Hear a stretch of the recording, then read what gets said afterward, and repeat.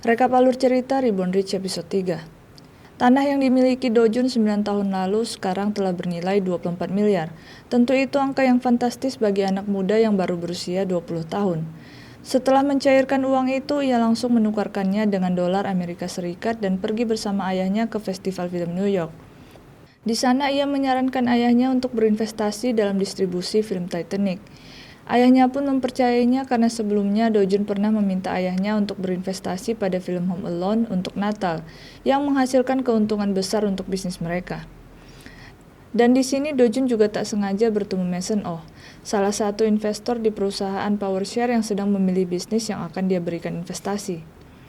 Dojun tertarik pada Mason Oh karena ia merupakan investor yang handal, yang bisa menganalisis dengan sangat baik. Di sana, Dojun pun mendekatinya membocorkan siapa yang akan menang di pertandingan catur. Dan karena ia benar, Mason Oh pun mendengarkan penawaran Dojun. Dojun berkata kalau ia punya naluri yang baik dan Mason Oh memiliki analisis yang baik. Ia ingin mereka menjadi partner bisnis yang saling menguntungkan. Hal ini pun disetujui Mason Oh.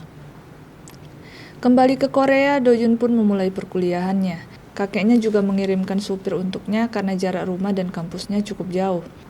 Di kampus ia bertemu dengan So Min Young, wanita yang ia temui di kehidupan sebelumnya yang merupakan seorang jaksa penuntut yang bertekad menjatuhkan Sun Yang. Saat ini Dojun melihat sisi yang sangat berbeda dari Min Young. Di sini Min Young menangis karena boyband favoritnya bubar. Selain itu, Dojun juga didekati oleh para anggota klub bergengsi yang berisikan anak-anak dari orang-orang kalangan atas. Mereka meminta Dojun untuk bergabung makan malam. Dojun pun setuju dan membujuk Min Young untuk ikut dengannya, dan berjanji akan memberitahu masa depan So Tae-ji, idol favoritnya di boyband yang bubar itu. Min Young pun mengiyakan. Ia ikut makan malam dengan Dojun. Di sana ia senang karena idolanya akan comeback sebagai solo.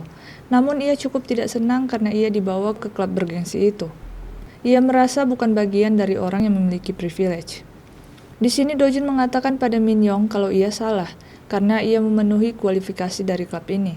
Bagi Dojun, Min Young punya privilege karena terlahir dari keluarga hukum yang terhormat, serta secara mental dan finansial yang siap, sehingga Min Young bisa hanya fokus belajar tanpa memikirkan uang dan hal lain.